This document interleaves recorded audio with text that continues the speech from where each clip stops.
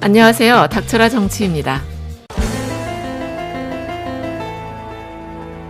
지난 3일 미국의 공격으로 이란의 쿠두스군, 그러니까 이란 혁명수비대 정예군이라고 하는 쿠두스군의 사령관 솔레이마니를 향해서 미국의 드론 공격이 있었죠.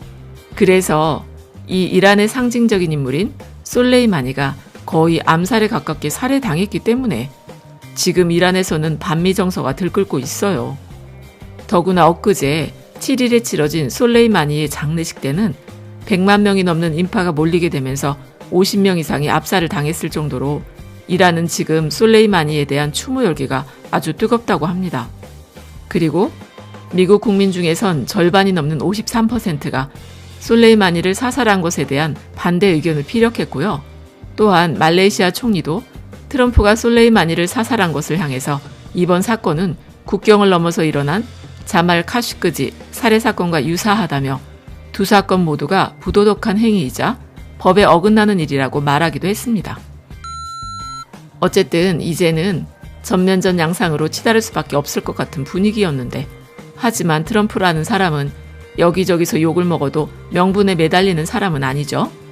물론 아직까지는 이라크 미군 기지에서 발생한 피해가 어느 정도인지는 정확히 밝혀지지 않고 있어요. 이란의 국영TV에서는 미군이 주둔한 이라크 아인 아사드 공군기지에 지대지 미사일 수십 발을 발사했다고 했지만 미국 말로는 한 명의 사상자도 없었다고 하네요.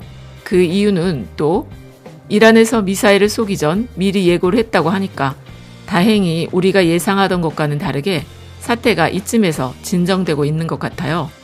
지난 3일 솔레이마니를 암살한 직후에 이란은 복수를 하겠다고 밝혔고 미국에서도 이란이 보복할 경우에 즉각 반격할 거라고 얘기하지 않았습니까? 참고로 그때 트럼프가 뭐라고 했냐면 솔레이마니는 우리와 다른 사람들을 향해서 매우 큰 규모의 공격을 계획했는데 솔레이마니를 제거함으로써 그가 계획했던 대규모 공격을 막을 수가 있었다고 했었죠. 그리고는 또 이제 그는 더 이상 괴물이 아니다. 죽은 사람이다. 이것은 많은 나라들에게 좋은 일이고 여러 나라로부터도 굉장히 좋은 소식이라는 말도 들었다고 했어요. 그런데 사실 누군가 죽었다라고 하면요, 그 사람이랑 철천지 원수를 진 사람이 아니면 대부분 잘 됐다고 생각하기는 어려운 일 아니겠습니까? 그러니까 트럼프의 이런 말들은 곧 미국이 이란과의 전쟁에서 명분을 쌓기엔 믿어주기 힘들었다는 것이죠. 더구나 속속 전해지고 있는 솔레이마니 제거 작전의 경위를 보면요, 트럼프 정부가 파장을 얼마나 예측했는지 혹은 향후 전략을 가지고 있었는지 의문스러운 상황이라는 거예요. 아니, 미국 언론들의 보도에 따르면 이란을 상대할 여러 시나리오 중에서 솔레이마니 제거안이 포함되어 있기는 했지만 그걸 또 마이크 폼페이오 국무장관이 나서서 적극 밀어붙였고 생각이 없는 트럼프는 또 그걸 결정을 내렸다는 겁니다. 그런데 솔레이마니가 이라크를 방문한 이유가 하필 사우디아라비아의 화해를 위해서 방문했다고 하는 것이고 사우디 측에선 또 이란과의 갈등을 끝내고 싶었고 그래서 이라크가 중재를 하려고 나서서 솔레이마니가 바그다드를 찾았다는 거예요. 그런데 그때 미국이 드론 공격을 한 거죠. 게다가 더 아이러니한 게 뭐냐면 이 솔레이마니 사령관이란 사람은 지금까지 미국과 협력해 2014년부터요 2017년, 그러니까 3년 동안을 IS와 싸우는데 가장 앞장섰다는 사람이라고 합니다. 그러니까 IS 괴멸을 위해서 미국과 가장 협조해왔던 소위 말하면 반테러의 선봉장이라고 불리는 사람을 하루아침에 테러리스트의 앞잡이로 만들어 표적 살해를 했으니 중동 사람들 입장엔 아주 이해하기 어려운 일 아니겠습니까? 실제로 IS에 저항하던 군대는 시리아 정부군이었고 이 시리아 정부군을 이란이 후원해왔기 때문에 미국이 개입하기 전부터 이란은 본질적인 군사 업무가 IS 괴멸이었다는 거예요. 그런데 미국이 개입하게 되면서 이란과 미국이 협력체제를 이루며 함께 싸우게 됐으니 이건 뭐 반테러 동맹으로 볼 수가 있는 것 아니겠습니까? 그런 면에서 봤을 때 가장 혁혁한 공을 세워온 동지를 하루아침에 테러리스트라고 하면서 거꾸로 죽여버린 겁니다. 그리고 참고로 사우디와 이란의 화해 조짐은 몇 달 전부터 있었다고 하는데요. 그러니까 지난해 9월에 사우디 국영회사인 아람코가 드론 공격을 받은 뒤 미국이 이란을 배후로 지목한 것과는 다르게 사우디는 이란을 드론 공격의 주체로 명시하지도 않았고 예멘과의 전쟁을 끝내고 이란과의 갈등을 무마시켜서 오직 경제 개발 쪽에만 집중하려고 했었다는 겁니다. 그런데 미국이 그런 분위기 파악도 못하고 이런 사단을 냈으니 호르무즈의 긴장은 사라지지 않았다는 것이죠. 더구나 또 트럼프가 공격하겠다고 예고한 지역엔 이란의 문화유적지까지도 포함되어 있으니 그것도 논란이 되지 않았습니까? 오죽했으면 트럼프가 속한 공화당에서도 문화유적이나 종교유적은 합법적인 목표가 아니라고 하면서 우려를 내비치기도 했었죠. 어쨌든 미군이 공격을 받은 이상은 미국이 가만히 있기는 어려울 것 같다는 예상이 지배적이긴 했는데 어떤 식으로든 보복 공격을 한다고 생각하지 않았습니까? 그런데도 좀 이상한 상황이 발생하기 시작했는데 이란에서요. 그런 공격을 대비해 앞으로 어떻게 할지도 미리미리 발표를 했다는 겁니다. 아니 미국은 이란이 공격해오면 52기 타겟을 공격할 수 있다고 친절하게 그걸 또 알려줬고요. 이란에서는 또 중동에 있는 아랍에미리트 두바이와 이스라엘, 하이파까지도 공격할 것이고 미국 본토까지도 공격하겠다고 밝혔죠. 그러니까 이 말은 뭐겠어? 서로 주둥이로 싸운다는 거잖아. 즉 싸우지 말고 적당히 하고 끝내자는 주둥이 싸움 아니겠습니까? 더구나 트럼프는 그동안 말과 행동을 봤을 때 트럼프라는 사람은 전쟁을 무서워하는 인물이라는 거 웬만한 사람들이라면 다 아는 것 아닙니까? 그 이유는 오직 돈밖에 모르니 더구나 그 돈이라는 것도 자기 주머니에 있는 돈밖에 모르니 미국의 안보를 지켜서 경제적 이익을 챙기는 개념이랑은 다르다는 것이죠. 그리고 탄핵이나 재선 문제가 있으니 만약에 이란과 본격적인 전쟁을 한다면 지지율은 뚝 떨어질 테고 그 여파는 곧 탄핵이나 재선 실패 아니겠습니까? 또 본격적인 전쟁은 시작된 것도 아닌데 세계 주식시장이나 유가시장 그리고 환율시장을 보면요. 우리 코스피 주가는 하루아침에 1.44%나 떨어지게 됐었고 뉴욕 증시의 주요 지수도 일제히 하락을 하게 됐어요. 그리고 또 국제 유가도 나날이 오르고 달러나 엔화 가치도 요동을 치게 되면서 원달러 환율도 10원이나 급등을 했었고 그렇게 시장이 출렁출렁 요동을 치고 있으니 미국인들 입장에서도 경제에 대한 걱정이 엄청나지 않았겠습니까? 참고로 이라크 전쟁은 2003년부터 시작해 2011년까지 치러지게 됐는데 그 사이에 미국은 서브프라임 모기지 사태를 겪었고 그게 또 나중엔 리먼 사태로 번지게 되면서 전 세계가 금융위기를 겪게 됐으니 그러니 미국 안에서도 전쟁 반대 여론이 높을 수밖에 없다는 것이죠. 아니 미국이 아무리 군사적으로 우위에 있다고 해도요. 전쟁이라는 게 그렇게 쉽게 우열을 가릴 수 있는 건 아니라는 거잖아. 베트남전이나 이라크 전쟁만 봐도요. 다들 어느 정도는 예상할 수 있는 것 아닙니까?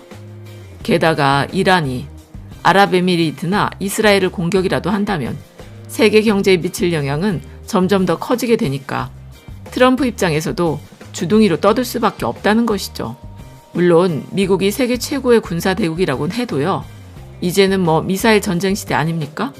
그러니 이번에 이란 미사일의 공격을 받았던 미군 기지에서도 사상자가 한 명도 없었다곤 하지만 그렇게 자랑하던 패트리어트 미사일을 쏴서는 이란 미사일을 하나라도 맞췄다는 보도는 또 없어요. 그리고 이웃나라 일본은 아베 총리가 지난해 12월 호르무즈 해협에 자위대를 파병하기로 결정을 했으니 일본에서는 지금요 아베의 파병 결정을 향해서 너무 서두른 게 아니냐고 하면서 비난이 또 쏟아지고 있어요.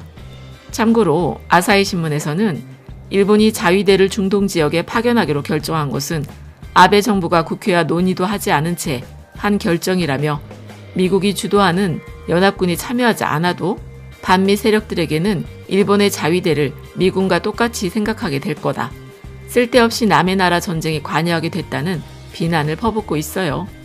그리고 엊그제 뉴스를 보니까 일본 총독 행세를 해대는 해리 해리슨 주한 미국 대사가 호르무즈 파병 얘기를 꺼내기도 했었죠.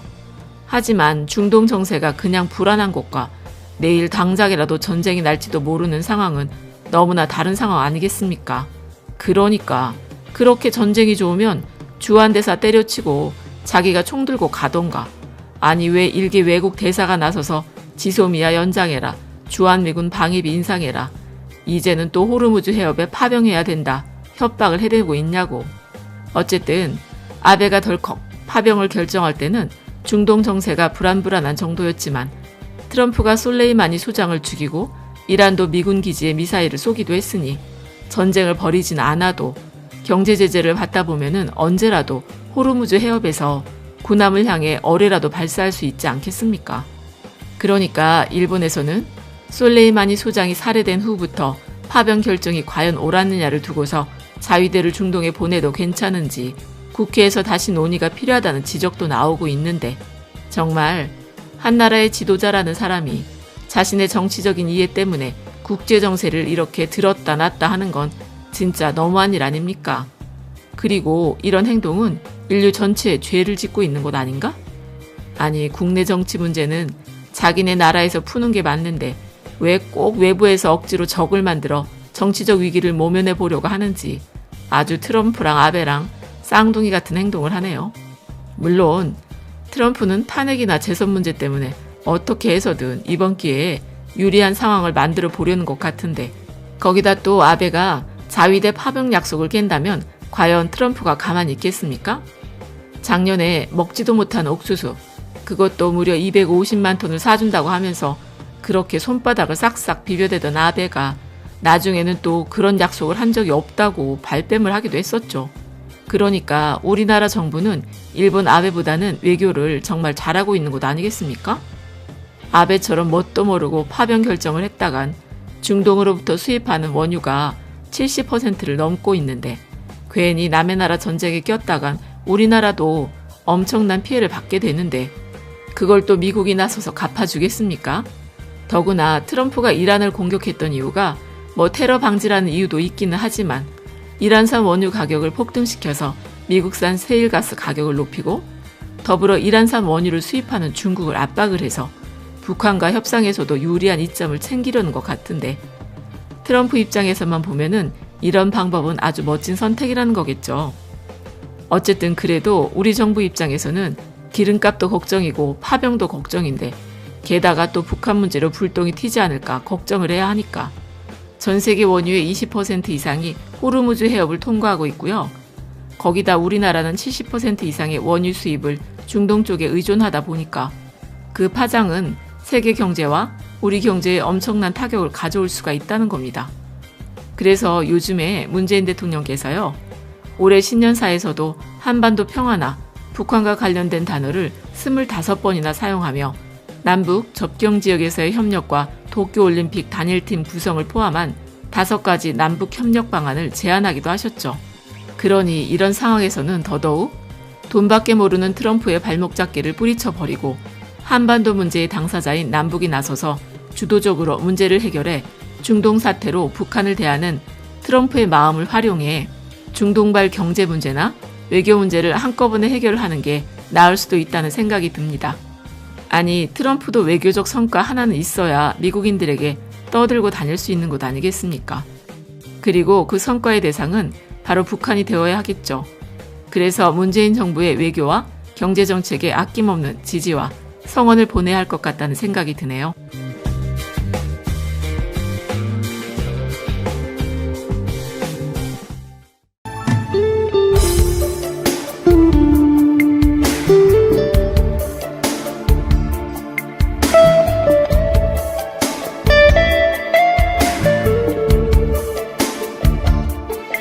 Thank you.